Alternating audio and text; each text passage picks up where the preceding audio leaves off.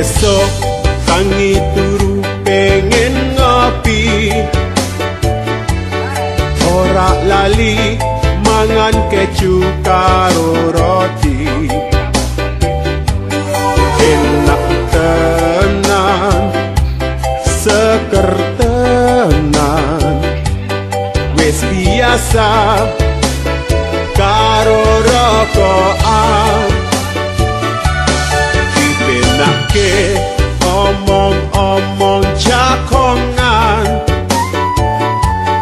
lungguhe jekang karo guyonan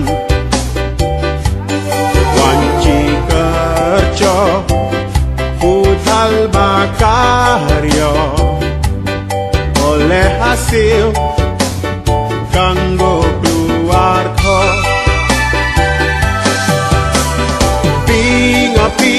ngopi pancen seger tenan waya esok ngopi sinambi rokokan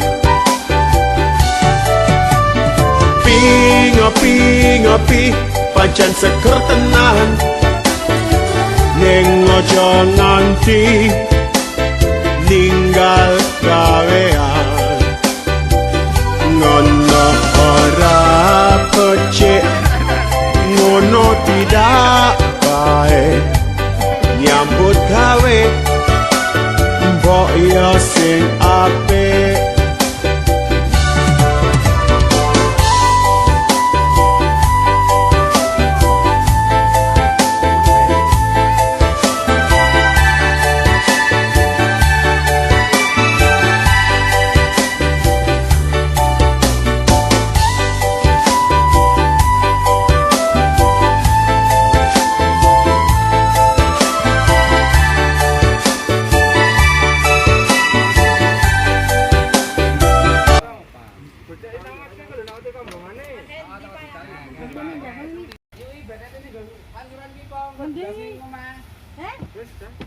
Wis. Endi? Ana padha ora?